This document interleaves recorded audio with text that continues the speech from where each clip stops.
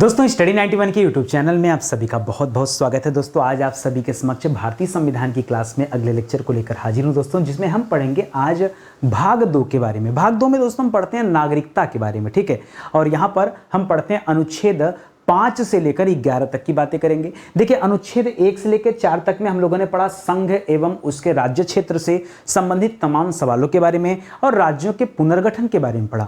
आज हम स्टार्ट करेंगे नागरिकता के बारे में पढ़ना और आगे हम पढ़ेंगे नागरिकता के अर्जन से संबंधित सवाल, ठीक है। ध्यान दीजिएगा दोस्तों, आज हमारा 159वां लेक्चर है। मैं बार बार आपसे कहता रहता हूं कि आप इस लेक्चर सीरीज से अच्छे से जुड़ जाइए, क्योंकि धीरे धीरे दोस्तों ये लेक्चर सीरीज बढ़ता ही जा रहा है। पिछले 150 लेक्चर में हम लोगों ने हिस्ट्री विषय पर चर्चा किया, जिसमें एंशिएंट, मिडावल, मॉडर्न, ये तीनों को हमने बेहतरीन ढंग से पढ़ा। आगे दोस्तों 151 नंबर से हम पढ़ रहे हैं किसके बारे में, पॉलिटी के बारे में, तो लगे हाथ इसके लिए भी आप तैयार हो जाएं। आज की क्लास अगर आप देखते हैं तो 4741 से लेकर के 4770 तक के सवाल आपके तैयार हो जाएंगे। मैंने आपसे कहा था कब 5000 सवाल होंगे आपको पता नहीं चलेगा, और देखिए वो दिन बहुत नजदीक आ चुका है। दोस्तों आज इसी नागरिकता के टॉपिक में हम लोग संवैधानिक उपबंध के बारे में पढ़ेंगे और नागरिकता अधिनियम से जो सवाल बनते हैं वो अधिनियम से संबंधित सवाल भी देखेंगे। कैसे कैसे सवाल पढ़ने वाले हैं जरा सर एक बार आप बता दीजिए। देखिए लिखा है, देख रहा किन अनुच्छेदों में प्रदत्त मौलिक अधिकार केवल देश के नागरिकों को ही प्राप्त हैं, यह आपको बताना है कहां दिया गया है। नागरिकता अधिनियम 1955 को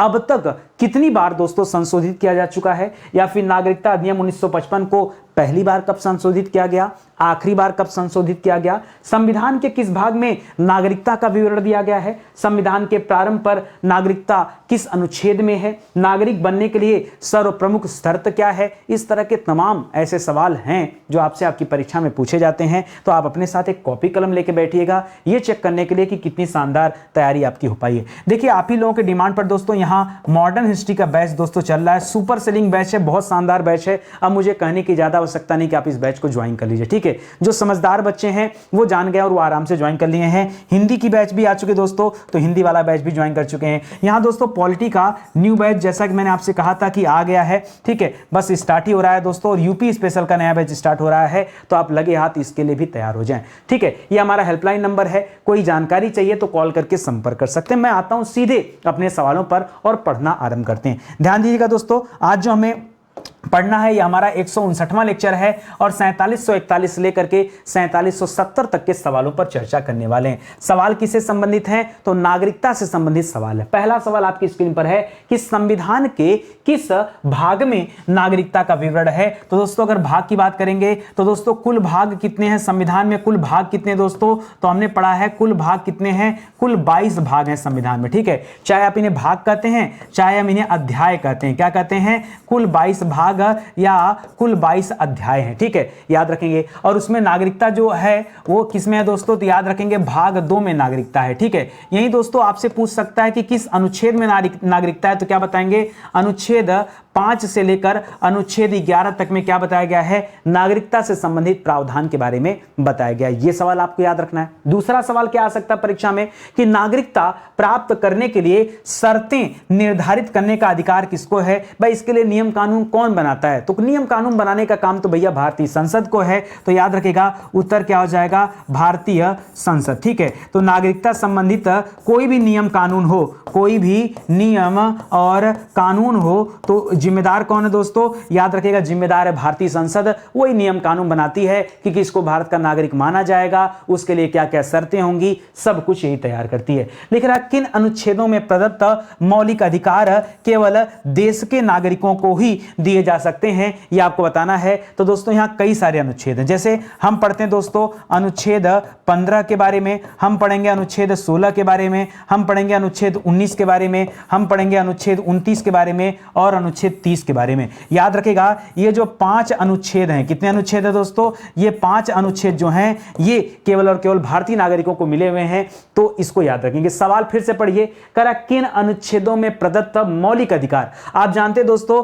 जो मौलिक अधिकार है, जो मौलिक अधिकार है ये किस अनुच्छेद में दिए गए हैं, तो हम पढ़ते हैं दोस्तों मौलिक अधिकार अनुच्छेद 12 से लेकर 35 तक में दिए गए। कहां से कहां तक, 12 से लेकर 35 तक में, उसी के अंदर दोस्तों ये आएगा, ठीक है। 15, 16, 19, 29, 30 है उसी के अंतर्गत तो आएगा। सवाल फिर से पढ़िए, किन अनुच्छेदों में प्रदत्त मौलिक अधिकार केवल और केवल देश के नागरिकों को ही दिए जा रहे हैं, किसी दूसरे व्यक्ति को नहीं दिए गए हैं। तो जो देश का नागरिक होगा उन्हीं को ये 5 मौलिक अधिकार मिलेंगे। ये विदेशी व्यक्तियों के लिए नहीं है। विदेशी व्यक्तियों के और अधिकार हैं। मौलिक अधिकार में कई सारे अधिकार विदेशियों के लिए दिए गए हैं, लेकिन कुछ अधिकार केवल और केवल भारतीय नागरिकों के लिए हैं। ये आपके लिए जानना आवश्यक है। अब आपके मन में एक सवाल और भी आ गया कि सर अगर ऐसा यहां पर लिखा हुआ तब तो हमें जानना पड़ेगा। क्या जानना पड़ेगा? हमें एक एक के बारे में पढ़ना पड़ेगा सर कि अनुच्छेद 15 में आखिर बताया क्या गया है।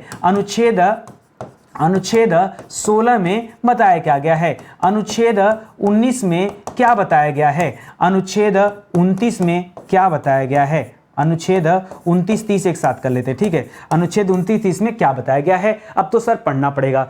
कुल संख्या कितनी है इनकी दोस्तों? तो हमने पढ़ा कुल अनुच्छेद कितने हैं। यहाँ पर कुल अनुच्छेद कितने हैं दोस्तों? तो हमने पढ़ा कुल 5 अनुच्छेद हैं। कितने हैं दोस्तों? कुल अनुच्छेद की संख्या लिखिए। कितनी दोस्तों संख्या? तो कुल अनुच्छेदों की संख्या है 5। कैसे का 5 है? 15, 16, 19, 29 और 30, ठीक है। ये 5 है। अब इसमें देखिए बताया क्या गया है, जरा इसके बारे में पढ़ लेते हैं। जब आप अनुच्छेद 15 के बारे में पढ़ते हैं तब आप पढ़ते हैं दोस्तों कि किसी भी आधार पर विभेद नहीं किया जाएगा। किस आधार पर दोस्तों? यहां बताया गया है किस आधार पर? जाति के आधार पर, धर्म के आधार पर, वंश के आधार पर, जन्म स्थान के आधार पर, ऐसे करके 5 बताया गया। क्या क्या बताया गया है? जाति हो गया, धर्म हो गया, वंश हो गया, जन्म स्थान हो गया और लिंग हो गया, ठीक है। तो याद रखिएगा, लिंग के आधार पर विभेद, आधार पर विभेद नहीं किया जाएगा। विभेद नहीं किया जाएगा मतलब कहीं भी दोस्तों ये विभेद नहीं होना चाहिए। ये अधिकार केवल भारतीय नागरिकों को प्राप्त है। केवल भारतीय नागरिकों को प्राप्त है। नागरिकों को प्राप्त है, इस बात का आप ध्यान रखना है। उसीलिए दोस्तों हम लोग इसको पढ़ रहे हैं, ठीक है। उसीलिए हम इसको पढ़ रहे हैं। तो अनुच्छेद 15 मिल गया। इसी तरह जब आप अनुच्छेद 16 में आएंगे तो दोस्तों 15 के बाद 16 में भी लोक नियोजन के विषय में अवसर की समता की बात करता है, ठीक है। लोक नियोजन के विषय में अभी मैं समझा रहा हूं क्या होता है। विषय में अवसर की समता, अवसर की समता। यहां पर कहा गया दोस्तों लोक नियोजन, यानी किसी भी व्यक्ति को कहीं भी नौकरी करना हो, ठीक है। लोक नियोजन का तात्पर्य क्या दोस्तों? कार्य करने से, नौकरी करने से। तो वहां भी दोस्तों इन 5 को आधार माना गया कि जाति, धर्म, वंश, जन्मस्थान और लिंग के आधार पर कोई विभेद नहीं किया जाएगा। अवसर की समता सभी के लिए समान होगा। और यही क्या दोस्तों? अनुच्छेद 16 है। अनुच्छेद 19 में क्या बताया गया दोस्तों? याद रखेगा, अभिव्यक्ति की स्वतंत्रता। क्या बताया गया? अभिव्यक्ति की स्वतंत्रता के बारे में दोस्तों कहा गया है। ये वाला भी दोस्तों किसके पास है? कोई भी व्यक्ति अपने अभिव्यक्ति की स्वतंत्रता का, अभिव्यक्ति को स्वतंत्र रूप से प्रस्तुत कर सकता। अनुच्छेद 19 में इसके बारे में बताया गया है। और जो आप पढ़ते हैं 29 और 30, उसमें सांस्कृतिक और धार्मिक अधिकार दिए गए हैं। क्या दिए गए दोस्तों? सांस्कृतिक एवं धार्मिक स्वतंत्रता, ठीक है। धार्मिक स्वतंत्रता बताई गई है दोस्तों। तो ये केवल 5 अनुच्छेद ऐसे हैं जो केवल भारतीयों के लिए ही बनाए गए हैं, उन्हीं को प्रदत्त हैं, किसी दूसरे व्यक्ति को नहीं। तो सवाल ये भी आता है, इसलिए पहले से अलर्ट होकर तैयार रहिएगा, ठीक है। अगला सवाल क्या लिखा है? लिख रहा है कोई व्यक्ति मान लीजिए भारत के राष्ट्रपति पद पर नियुक्त किया जाता है, या कोई व्यक्ति भारत का उपराष्ट्रपति बनता है, या कोई राज्यपाल बनता है, या कोई सर्वोच्च न्यायालय या उच्च न्यायालय में क्या बनता है? न्यायाधीश बनता है, या मुख्य न्यायाधीश बनता है, या कोई व्यक्ति महान्यायवादी या महाधिवक्ता जैसे उच्च पदों पर आसीन है। तो याद रखेगा यह अधिकार किन व्यक्तियों का है? याद रखेगा यह अधिकार केवल भारतीय व्यक्तियों को मिला हुआ है, ठीक है। केवल भारतीय व्यक्तियों को ही अधिकार है। कोई भी विदेशी व्यक्ति, याद रखेंगे, इस अधिकार का प्रयोग नहीं कर सकता, ठीक है। केवल भारतीय व्यक्ति ही इन उच्च पदों पर आसीन हो सकते हैं, विदेशी व्यक्तियों के लिए अधिकार नहीं है। लिख रहा मतदान करने का अधिकार। जी हां दोस्तों, मतदान करने का अधिकार किसको मिला दोस्तों? जो व्यक्ति वयस्क है वो मतदान कर सकता है। वयस्क किसे माना गया? जिसका उम्र 18 साल है। लेकिन सवाल ही नहीं है, सवाल कुछ और है। लिख रहा है मतदान करने का अधिकार और संसद तथा राज्यों के विधान मंडलों में सदस्य बनने का अधिकार किन व्यक्तियों को है? यह भी दोस्तों केवल भारतीयों को है। क्या है दोस्तों? केवल भारतीयों को यह अधिकार प्राप्त है। यह भी याद रखेंगे, ठीक है। ये सब शानदार सवाल है, ठीक है। क्यों दोस्तों ऐसा है? क्योंकि जो अच्छा ये बताइए, हमारे देश में मतदान कौन करेगा? जो हमारे देश का नागरिक होगा वही तो करेगा, सिंपल सी बात है ना। तो और विदेशी व्यक्ति आके थोड़ा मतदान करेंगे, मतदान में हिस्सा लेंगे, ठीक है, या फिर लोकसभा राज्यसभा के सदस्य निर्वाचित किए जाएंगे, नहीं, ये सारी सुविधाएं केवल भारतीयों के लिए है। लेकिन आज संविधान के प्रारंभ पर, जब यह संविधान बना था तो उसके प्रारंभ पर नागरिकता ये किस अनुच्छेद में दिया गया है? तो बताया तो शुरू में आपको, ठीक है, कि अनुच्छेद 5 से लेकर 11 तक में दोस्तों नागरिकता बताई गई है। और अगर भाग पूछेगा तो भाग 2 में नागरिकता बताई गई है, ठीक है। ये तो हम शुरुआत में ही पढ़ लिए थे, ठीक है, तो इसको भी ध्यान में रखेंगे। अच्छा एक बताइए, मैं आपको समझाते चल रहा हूं, चीजें समझ में आ रही ना? अच्छे से ध्यान दीजिए, मैं एक एक कंडीशन दे रहा हूं कि कैसे कैसे सवाल में कितने टेक्निकल तरीके से प्रश्न पूछा जा सकता है। एक सवाल है, सुनिएगा ध्यान से, यहां तो बच्चे बहुत कंफ्यूजन में आते हैं। मैं पहले बताना चाहूंगा, सिर्फ 2 कंडीशन है, सिर्फ। अच्छा इसकी बात, इसके पहले जो हमने पढ़ा था 5 से 11 ना, देखिए ये नागरिकता के बारे में कहां बताया गया? तो नागरिकता के बारे में सारी चीजें जो बताई गई हैं वो अनुच्छेद 5 में बताई गई, ठीक है, ध्यान दीजिएगा। 5 से 11 तक में तो दोस्तों नागरिकता का संपूर्ण वर्णन है, हर तरह की चीजें बताई गई, ठीक है। तो मुख्य रूप से जो अनुच्छेद है अनुच्छेद 5 है। यहां पर दोस्तों 2 बातें हैं। 2 बातें कौन कौन से? या तो भारत को प्रव्रजन होगा या तो पाकिस्तान को प्रव्रजन होगा। ये प्रव्रजन माने समझते हैं? प्रव्रजन माने होता है दोस्तों, मान लीजिए कोई स्थान है, कोई स्थान ए है और एक कोई स्थान बी है, यहां से आदमी उठकर कहां आ जाता है? बी पे आके शिफ्ट हो जाता है, इसी को कहते हैं प्रव्रजन। तो पाकिस्तान से भारत को प्रव्रजन मतलब पाकिस्तान से भारत को आए हुए, इस प्रव्रजन का मतलब क्या दोस्तों? आए हुए, ठीक है, यानी जो पाकिस्तान से चलकर भारत आए हैं उनके संबंध में दोस्तों कौन सा अनुच्छेद है? तो उनके संदर्भ में अनुच्छेद 6 है, ठीक है। भारत को आए हुए, ध्यान दीजिएगा, यहां मैं लिख रहा हूं फिर से, भारत को आए हुए, ठीक है। दूसरा क्या दोस्तों? पाकिस्तान को प्रव्रजन मतलब पाकिस्तान को आए हुए। तो पाकिस्तान को आए हुए मतलब क्या दोस्तों? यानी भारत से गए होंगे तभी पाकिस्तान पहुंचे होंगे। तो ये अनुच्छेद 7 में है। क्या है? अपने भाषा में हम लोग क्या इसे लिखेंगे? पाकिस्तान को आए हुए, पाकिस्तान को आए हुए। जाहिर सी बात है, पाकिस्तान को आए हुए का मतलब क्या है? भारत छोड़ करके वो पाकिस्तान चले गए, तो उनके संदर्भ में अनुच्छेद 7 है। और भारत पाकिस्तान छोड़कर अगर भारत आ गए तो उनके संदर्भ में अनुच्छेद 6। बस यही 2 बात है, इसको ध्यान दीजिएगा। ये प्रव्रजन को लेकर के, शब्द को लेकर के बड़ा कंफ्यूजन होता है और समझ में नहीं आता क्या किया जाए। तो पहले भारत की बात करेंगे, बाद में पाकिस्तान की, ठीक है। लिख रहा भारत के बाहर रहने वाले भारतीय उद्भव के कुछ व्यक्ति, ठीक है। इसका मतलब क्या है? सीधे सीधे अपनी भाषा में बताऊं, यहां सीधे लिखेगा भारतीय मूल के व्यक्ति, भारतीय मूल के व्यक्तियों के लिए दोस्तों जो अनुच्छेद है वो अनुच्छेद कौन है? याद रखेंगे, अनुच्छेद 8 उनसे संबंधित है। कौन है दोस्तों? अनुच्छेद 8 उनसे संबंधित है। कभी भी भारतीय मूल के व्यक्तियों से संबंधित जो प्रावधान बताया गया है वो कहां बताया गया है? वो अनुच्छेद 8 में बताया गया। और फिर से रिवाइज करिए, अनुच्छेद 5 में क्या बताया गया? नागरिकता के संबंध में। अनुच्छेद 6 में क्या बताया गया? भारत को आए हुए या भारत को प्रव्रजन, ठीक है। तो याद रखेगा, अनुच्छेद 6 में पाकिस्तान को प्रव्रजन, अनुच्छेद 7 में भारतीय मूल के व्यक्तियों से संबंधित बातें, अनुच्छेद 8 में। समझ में आ रहा ना? एक एक लाइन समझ में आएगा, बस साथ साथ आप पढ़ते चलो। ध्यान दीजिएगा, अगला सवाल लिख रहा है, विदेशी राज्य की नागरिकता स्वेच्छा से अर्जित करने वाले व्यक्ति। बहुत सारे ऐसे व्यक्ति हैं जिन्हें अपना देश पसंद नहीं आता या किसी कारणवश वो विदेशी राज्य की नागरिकता जाके ग्रहण कर लेते हैं। जैसे बहुत ज्यादा पैसा कमा लिया यहां से तो लगता है उनको हम कनाडा चले जाएं, हम अमेरिका चले जाएं, भूल जाते हैं अपने देश को कि सब कुछ तो यार भारत में है, ठीक है। दुनिया छोड़ करके अपना देश भारत आ रही है और हमारे लोग भारत छोड़ करके दूसरे देशों में जा रहे हैं। लिख रहा है, विदेशी राज्य की नागरिकता अगर स्वेच्छा से अर्जित करने वाले व्यक्तियों का नागरिक न होना, सिंपल सी बात है, जब वो विदेशी राज्य की नागरिकता ग्रहण कर लिए हैं तो फिर हमारे देश के नागरिक क्यों रहेंगे? अब तो नहीं रहेंगे। इनके बारे में कहां बताया गया दोस्तों? इनके बारे में अनुच्छेद 9 में बताया गया। कहां बताया गया? 8 में भारतीय मूल के व्यक्तियों की बात किया था, 9 में जो व्यक्ति स्वेच्छा से किसी दूसरे देश की नागरिकता ग्रहण कर लेते हैं वे भारतीय नागरिक नहीं रह जाते हैं, यही कहा गया है अनुच्छेद 9 में। लिख रहा, किस अनुच्छेद में लिखा गया है कि हर वह व्यक्ति, ध्यान दीजिएगा, हर वह व्यक्ति जो नागरिकता विधि के उपबंधों के अधीन नागरिक है। भाई नागरिक बनने के कई सारे कंडीशन है, अगर सब कुछ है तो वह संसद द्वारा बनाई गई विधियों के अंतर्गत भारत का नागरिक बना रहेगा। तो ये कहां बताएगा दोस्तों? ये बताएगा अनुच्छेद 10 में। यानी सारी कंडीशन अगर वो फॉलो करता है तब भाई वो भारत का नागरिक माना जाएगा, यही बताया गया है अनुच्छेद 10 में। लिख रहा भारतीय संसद को किस अनुच्छेद के अनुसार नागरिकता के अधिकार को विधि द्वारा विनियमित करने का अधिकार है। यानी समय समय पर संसद चाहे तो नागरिकता के शर्तों को बदल सकती है। विनियमित करने का मतलब क्या है, अपने अनुसार बदल पाना। ठीक है, तो याद रखेंगे ये कहां पर दिया गया है, तो इसके बारे में दोस्तों अनुच्छेद 11 में प्रावधान किया गया है कि जब चाहे तब संसद क्या कर सकती है, नागरिकता के नियमों को बदल सकती है या उसके शर्तों को बदल सकती है। इससे संबंधित तथ्य अनुच्छेद 11 में बताए गए। और आपने पढ़ा कि भाग 2 में 5 से लेकर 11 तक की बातें होती, तो पढ़ लिया। फिर से एक बार रिवाइज कर लीजिए। अनुच्छेद 5 में नागरिकता बताया गया। अनुच्छेद 6 में भारत को प्रव्रजन मतलब भारत को आए हुए की बात किया गया। अनुच्छेद 7 में पाकिस्तान को प्रवचन यानी पाकिस्तान को आए हुए की बात किया गया। अनुच्छेद 8 में भारतीय मूल के व्यक्तियों की बात किया गया। अनुच्छेद 9 में स्वेच्छा से जो व्यक्ति भारत की नागरिकता त्याग कर विदेशी राज्यों की नागरिकता ग्रहण कर लेते हैं उनके बारे में प्रावधान किया गया। अनुच्छेद 10 में अगर सारी शर्तों को कोई सेटिस्फाई करता है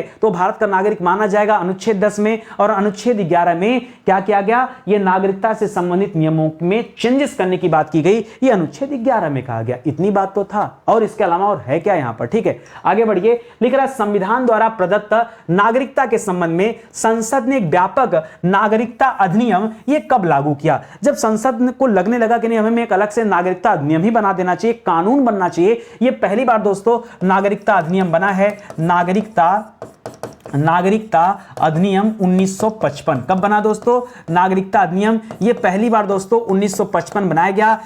इसमें दोस्तों व्यापक प्रावधान किया गया नागरिकता से संबंधित। देखिए हर चीजें संविधान में नहीं रखी जा सकती भाई, अलग अलग कानून बनाना पड़ेगा, वहां और भी ज्यादा विस्तार से उसकी शर्तें बनाई जाती हैं। लिख रहा कौन सा अधिनियम संविधान लागू होने के बाद, याद रखेंगे संविधान के लागू होने के बाद नागरिकता के अर्जन एवं समाप्ति के बारे में उपबंध करता है। ठीक है, कौन सा अधिनियम दोस्तों ये उपबंध करता है, तो यही नागरिकता अधिनियम 1955 है। ठीक है, सारी जिम्मेदारी इसी को दे दिया गया। ठीक है, सारी जिम्मेदारी इसी नागरिकता अधिनियम को मिल चुका है। कैसे भाई, इसी में जो कुछ शर्त है उस शर्तों के अधीन उसी कानून को ध्यान में रख करके नागरिकता संबंधित प्रावधान बनाए जाते हैं, क्या लागू किए जाते हैं। लिख रहा किस अधिनियम के अंतर्गत 5 वर्ष से अधिक उम्र, जी हां दोस्तों 5 वर्ष से अधिक उम्र के निवासियों का पंजीकरण अनिवार्य है दोस्तों। तो ये दोस्तों नागरिकता अधिनियम 1955 के अंतर्गत ही ये कहा गया है। अब मैं आपको यहां कुछ बातें समझाना चाहूंगा, सुनिएगा। ठीक है, नागरिकता अधिनियम 1955 सुनिएगा ध्यान से, जो मैं आपको समझाना चाहता हूं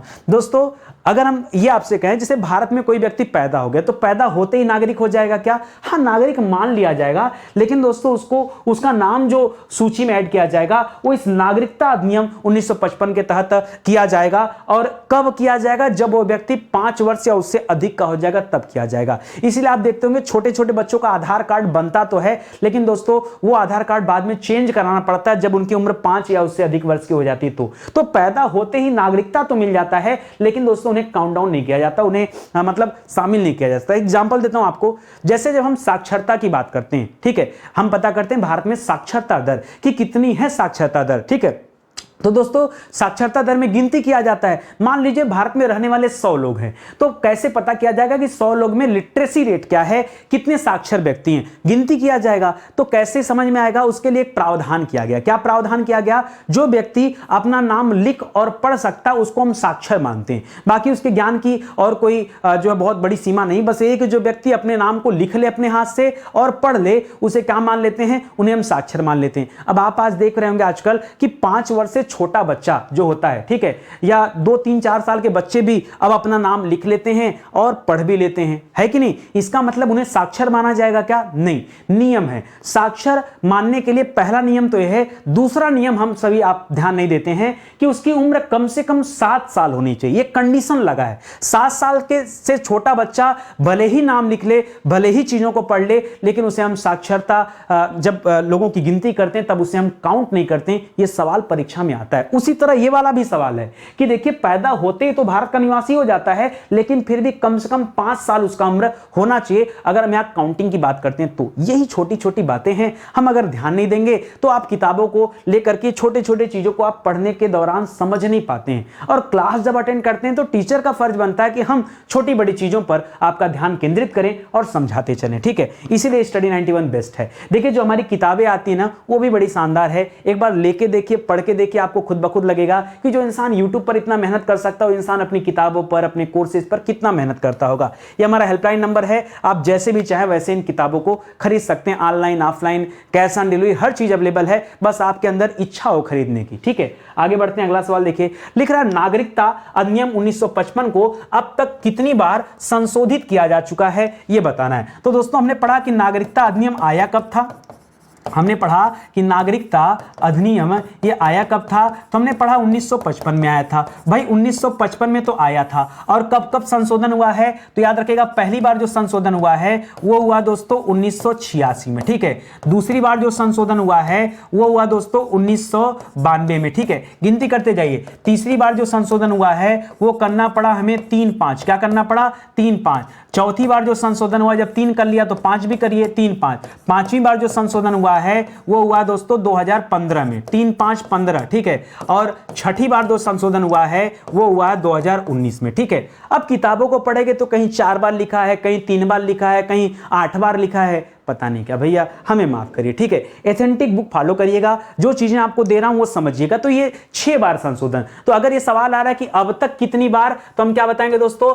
अब तक कितनी बार, तो याद रखेगा दोस्तों अब तक 6 बार। इसको मत गिन लीजिएगा भाई, ये तो मुख्य अधिनियम था, संशोधन तो यहां से स्टार्ट हुआ। अब इसी में देखिए सवाल बनता है कि नागरिकता अधिनियम 1955 को पहली बार कब संशोधित किया गया। ठीक है, पहली बार संशोधित किया गया कब, तो पढ़ा हमने 1986। भैया चाहे आप पहली बार करिए, अंतिम बार कब किया गया, अगर यही सवाल आ जाता कि अंतिम बार दोस्तों कब संशोधित किया गया, तो आप कहते हैं 2019 में। ठीक है, अब दोस्तों एक बार फिर से दोस्तों संशोधन चल रहा है, जब अलग आगे और भी मुद्दा आएगा तो समय समय पे संशोधन बढ़ता जाएगा, 6 बार 7 बार 8 बार 10 बार होता जाएगा, आप पढ़ के रेडी रहिए। अगला लिख रहा है नागरिकता संशोधन अधिनियम 1986 के अनुसार। दोस्तों जब पहली बार 1986 में संशोधन किया गया तो जानने की आवश्यकता है कि क्या क्या बातें यहां पर कहेगी, खास करके 2 बातें यहां पर ध्यान देना है। एक क्वेश्चन बन रहा है यहां पर, सुनिए, कह रहा है यदि भारत में जन्मा कोई व्यक्ति भारतीय नागरिक के रूप में पंजीकृत होना चाहता है तो उसे भारत में कितने वर्षों तक रहने का प्रमाण प्रस्तुत करना होगा, कम से कम 5 वर्ष तक। जी हां दोस्तों, कि वह 5 वर्ष तक भारत में रहा है, अगर वह इसका प्रमाण प्रस्तुत कर देता है तब उसे भारत का नागरिक समझा जाएगा। और एक कंडीशन और है कि उसके माता या पिता में से कोई एक भारतीय हो। क्या कंडीशन लगाया गया, शर्त यहां रखा गया दोस्तों कि माता पिता में से कोई एक क्या हो दोस्तों, एक भारतीय हो। ये उसके साथ एक कंडीशन चिपका दी गई, मतलब उसका अपना कंडीशन भी है, प्लस दोस्तों ये भी रखा गया, ये 1986 वाले अधिनियम में रखा गया। एक दूसरा क्वेश्चन पढ़िए, लिख रहा नागरिकता संशोधन अधिनियम 1986 से पहले, मतलब जब ये 86 नहीं आया था तब तो 1955 वाला चलता था। तब क्या था, करा भारतीय नागरिक के रूप में पंजीकृत होने के लिए किस अवधि तक भारत में रहने का प्रमाण प्रस्तुत करने था, तब दोस्तों केवल 6 माह तक रहने का प्रमाण प्रस्तुत करना था। ठीक है, ये तो बड़ा आसान था, ये तो क्या था, ये तो आसान था ना, तो यही तो कमी थी, और इसी आसानी कमी को दूर करने के लिए, आसान था तो यही कमी थी, और इसी कमी को दूर करने के लिए ये 1986 में अधिनियम लाया गया और बढ़ा करके 5 वर्ष किया गया। लिख रहा है नागरिकता संशोधन अधिनियम 1986 के तहत विदेशी महिला कैसे भारत की नागरिकता प्राप्त कर सकती है, तो याद रखेगा भारतीय व्यक्ति से विवाह करके। ठीक है, भारतीय व्यक्ति से विवाह करके क्या कर सकती है, विदेशी महिला भारतीय नागरिकता प्राप्त कर सकती है। अगर कोई विदेशी महिला भारतीय पुरुष से विवाह कर लेती है, ठीक है, तो क्या मान लिया जाएगा, उस विदेशी महिला को भी भारतीय मान लिया जाएगा। ये दोस्तों 1986 के अधिनियम के तहत रखा गया। ठीक है, लिख रहा किस अधिनियम के आधार पर माता की नागरिकता के आधार पर बच्चे की नागरिकता प्राप्त करने का प्रावधान जोड़ा गया, तो दोस्तों 1986 का जो 1986 नहीं, बाद में एक और जो दूसरा संशोधन हुआ, ठीक है, वो हुआ 1992 में। ठीक है, 1992 में याद रखेगा ये द्वितीय संशोधन हुआ था। इसमें क्या कहा गया दोस्तों, इसमें कहा गया कि माता के नागरिकता के आधार पर उसके बच्चे की नागरिकता मानी जाएगी। लेकिन मान लीजिए दोस्तों माता किसी काम से विदेश में गई, बच्चा विदेश में पैदा हो गया, तब क्या किया जाएगा, क्या वो बच्चा भारतीय नागरिक नहीं होगा, वो ध्यान सुनिएगा, उसकी मां भारतीय नागरिक है, कोई महिला भारत से बाहर चली गई किसी कारणवश और वहां से आ नहीं पाई, भारत को वापस लौट नहीं पाई कुछ समय के लिए, और बच्चे का जन्म भारत के बाहर हो गया, क्या बच्चे को नागरिकता भारत की मिलेगी या नहीं मिलेगी। तो दोस्तों 1992 के अधिनियम में यही कहा गया कि देखिए मां की नागरिकता अगर भारत की है तो बच्चे की नागरिकता भी भारत की ही मानी जाएगी। याद रखेंगे, आपकी मां अगर नागरिक है भारत की तो याद रखेगा बच्चे की नागरिकता भी भारत की ही मानी जाएगी, ये रखा गया। एक क्वेश्चन में इससे संबंधित दे रहा हूं। लिख रहा किस अधिनियम द्वारा यह व्यवस्था की गई कि भारत से बाहर जन्म लेने वाले बच्चे को यदि उसकी मां भारत की नागरिक है तो उसे भारत की नागरिकता प्राप्त होगी। यह दोस्तों किस अधिनियम द्वारा यह व्यवस्था किया गया? तो वही 1992 का याद रखेंगे नागरिकता अधिनियम, नागरिकता ब्रैकेट में रखिएगा संशोधन अधिनियम, ठीक है, संशोधन अधिनियम, ठीक है, संशोधन अधिनियम 1992 जो था उसमें यही कंडीशन रखी गई। समझ में आ गया अच्छे से ना भाई? देखो इतना डीप में जाके पढ़ा केवल इसलिए रहा हूं कि आपको चीजें समझ में, आप भी जानिए कि आपके पेपर में किस तरह से सवाल बनते हैं। देखिए स्टडी 91 के साथ जुड़ने का एक फायदा है ना, हम हर एक टॉपिक पर दोस्तों अच्छे से समय देते हैं। देखिए नागरिकता को हम पढ़ रहे हैं तो आपको लग रहा होगा कि नहीं नागरिकता में सर आप विशेष सवालों को बता रहे हैं और ऐसे सवाल बता रहे हैं जो निश्चित रूप से परीक्षा में पूछा जा सकता है और लोगों को ध्यान नहीं रहेगा तो लोग गलत भी करेंगे। पहले से आप अपडेट रहिए, ठीक है। आगे सवाल दे रहा है नागरिकता संशोधन अधिनियम 1992 से पूर्व, मतलब जब ये नागरिकता संशोधन अधिनियम नहीं था तब भारत से बाहर जन्म लेने वाले बच्चे की नागरिकता किस शर्त पर मिलती थी? जब ये नहीं था तब पिता की नागरिकता के आधार पर मिलता था। पिता की नागरिकता के आधार पर बच्चे की नागरिकता जो है डिपेंड करती थी। लेकिन दोस्तों जब यह नियम आ गया तब क्या चेंजेस हुआ? तब माता की नागरिकता को हमने क्या कर दिया? विशेष बना दिया। इसके पहले पिता की नागरिकता के आधार पर बच्चे की नागरिकता तय होती थी। लिख रहा नागरिकता संशोधन अधिनियम 2005, ये 2005 वाला दोस्तों, इसके पहले 2003 में भी संशोधन हुआ था, ये तीसरी बार किया गया था, ठीक है, तीसरा संशोधन था। और 5 वाला जो संशोधन है ये आपका चौथी बार संशोधन है, ठीक है, चौथी बार संशोधन किया गया। लिख रहा नागरिकता संशोधन अधिनियम 2005 में किन 2 देशों को छोड़ करके सभी देशों के प्रवासी भारतीयों को दोहरी नागरिकता प्राप्त है? दोस्तों वो 2 देश हमारे पड़ोसी देश हैं। कौन से हैं दोस्तों? एक तो पाकिस्तान को छोड़ दिया गया जिसे हम पश्चिमी पाकिस्तान कहते थे। दूसरा दोस्तों बांग्लादेश को छोड़ दिया गया जिसे हम पूर्वी पाकिस्तान कहते थे, ठीक है। तो पूर्वी पाकिस्तान और पश्चिमी पाकिस्तान को छोड़ करके बाकी के जो प्रवासी भारतीय हैं उनको दोहरी नागरिकता मिली हुई है, लेकिन केवल इन दोनों को छोड़ करके, ठीक है। वैसे भी छोड़ना जरूरी रहता है, ठीक है। लिख रहा नागरिक बनने के लिए सर्वप्रमुख दोस्तों शर्त क्या है? तो शर्त है दोस्तों क्या? नागरिकता। क्या है दोस्तों? नागरिक बनने के लिए नागरिकता की शर्तें जरूरी हैं। और ये शर्तें दोस्तों कहां बताई गई हैं? ये 1955 के अधिनियम में बनाई गई हैं। उसके आधार पर दोस्तों उसकी अगर सदस्यता है नागरिक बनने की तभी वो बन सकता है, अन्यथा इसमें कोई बात नहीं है। नागरिकता अधिनियम 1955 में नागरिकता प्राप्त करने की कौन सी 5 शर्तों का दोस्तों उल्लेख किया गया है? तो याद रखिएगा 5 शर्तें कौन कौन सी है? पहला दोस्तों कोई व्यक्ति जन्म से नागरिक हो सकता है। दूसरा याद रखेगा वंशानुगत मतलब अगर माता पिता भारत के नागरिक हैं तो भाई बच्चा भी भारत का नागरिक होगा। और जन्म मैंने क्यों बोला? अगर पैदा ही भारत में हो रहा है तो भी यही हो जाएगा। तीसरी चीज है अगर उसने पंजीकरण करा लिया। पंजीकरण मतलब क्या होता है? रजिस्ट्रेशन, ठीक है। उसने क्या करा लिया? रजिस्ट्रेशन करा लिया। तो भाई रजिस्ट्रेशन अगर उसका हो गया है तो पंजीकरण के आधार पर भी उसको भारत का नागरिक समझा जाएगा। चौथा कंडीशन क्या है? प्राकृतिक मतलब क्या है? भारत के राज्य क्षेत्र, ठीक है। भारत का जो क्षेत्र है, भारत का क्षेत्र जो है दोस्तों, इसमें भारत के राज्य क्षेत्र, यूनियन टेरिटरी भी आते हैं, वहां के जो लोग भी निवासी हैं उनको भारत का नागरिक माना जाएगा। और जो 5वां कंडीशन दोस्तों, कोई ऐसा क्षेत्र जो भारत समाविष्ट करता है, ठीक है, समाविष्ट करता है, समाविष्ट क्षेत्र मतलब होता है भारत द्वारा विजित क्षेत्र। कोई नए क्षेत्र को भारत अगर अपने यहां शामिल कर देता है, कल को वह कह दे कि मालदीव के नागरिक भारत के नागरिक होंगे, तब तो मान लिया जाएगा वहां के नागरिक। तो ये दोस्तों 5 कंडीशन हैं जो नागरिकता से संबंधित हैं। लिख रहा नागरिकता अधिनियम 1955 में अधिनियम या संवैधानिक व्यवस्था के अनुसार प्राप्त नागरिकता खोने के कौन से 3 कारण बताए गए दोस्तों? कैसे कैसे व्यक्ति नागरिकता खो सकता है? तो दोस्तों यहां पहला कारण बताया गया है स्वैच्छिक त्याग। क्या बताया गया दोस्तों? स्वैच्छिक त्याग। एक एक को मैं डिस्क्राइब कर दे रहा हूं अपनी भाषा में। स्वैच्छिक त्याग मतलब किसी व्यक्ति ने विदेश की नागरिकता ग्रहण कर ली और भारत की नागरिकता को स्वेच्छा से त्याग दिया, उसे हम क्या कहते हैं? स्वैच्छिक त्याग कहते हैं। दूसरा दोस्तों क्या कर दिया गया? उसको बर्खास्त कर दिया गया। क्या कर दिया गया? बर्खास्तगी, ठीक है, बर्खास्तगी। या तीसरा कारण क्या हो सकता है दोस्तों? तीसरा हो सकता है वंचन, ठीक है, उसे देश में आने से वंचित कर दिया गया, ठीक है। तो ये कुल 3 कारण हैं जिससे वो अपनी नागरिकता को क्या कर देगा? खो देगा, ठीक है। या तो खुद से खो दिया हो या किसी दूसरे देश की नागरिकता को ग्रहण कर लेगा तो भी दोस्तों अपनी भारत की नागरिकता को खो देगा, या किसी ऐसे देश को जो जो भारत से भाग गया है उसको भारत सरकार खुद वंचित कर दी है